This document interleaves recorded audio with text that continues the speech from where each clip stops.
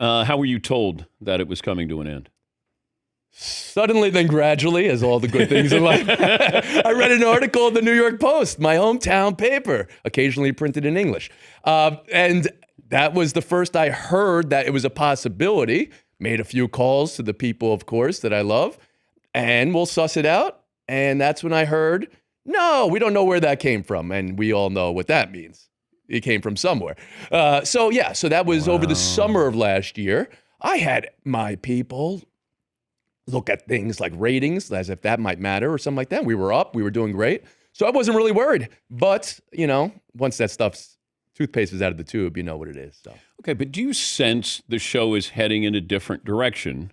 Why it got canceled. It's such a great show. And it felt like, was there too much money being spent, or was it too woke? Too much money elsewhere. I mean, there certainly wasn't money. I can tell you that. I mean, the woke it's a fine headline to write. I don't believe what that is. I honestly think we did 50,000 topics over 23 years. Yeah. If you're going to tell me 10 or 15 drew an eyebrow up, I'll be like, yeah. I mean, we were doing some complex topics from time to time. I don't mute people in FaceTime. So maybe there's 2 or 3 there that didn't have the back and forth you would want.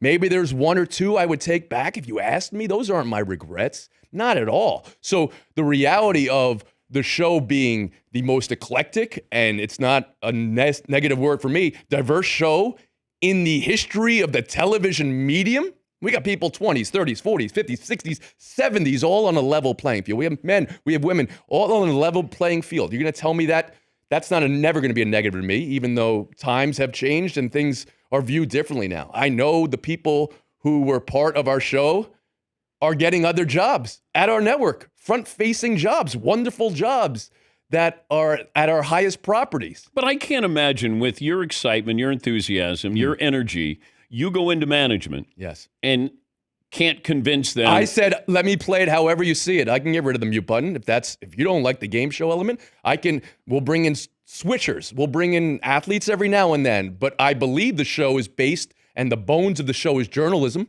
And when this one goes away, there ain't any more. Because I love Tony and Mike. They're not writing in the Washington Post on deadline tomorrow. Bill Plaschke is. Tim Kalishaw is. Right now.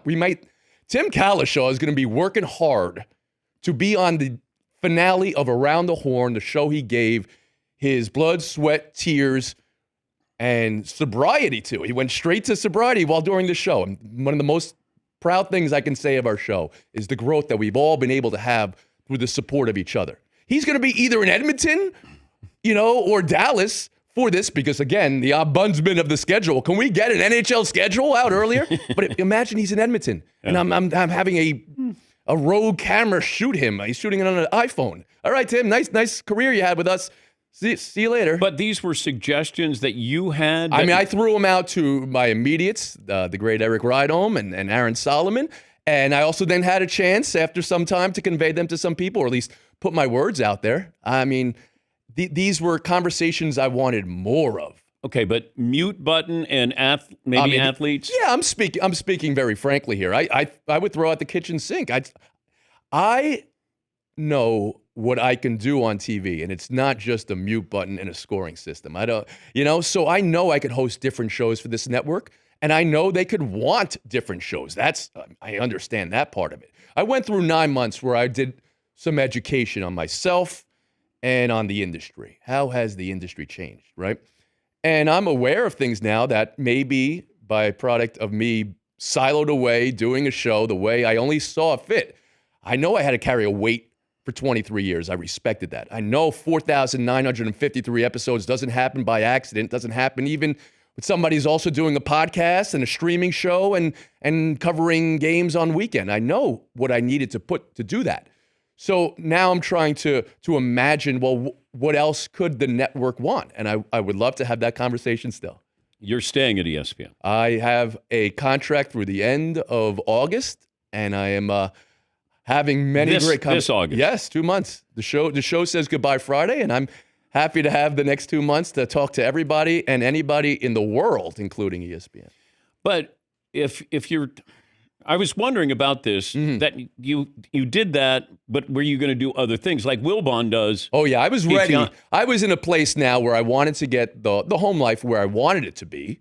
And I had done Good Morning America as a correspondent for some years. It was 4 years in total. It wasn't, exactly where I thought it was going, and I think they would say the same of me, but it was a very fruitful experience and educative in that way. So I have now Google Documents full of game shows, kids shows, just because I wanted to stretch my personality out a little bit. But then, the same type of fare that I would love to make in TV and sports. Absolutely.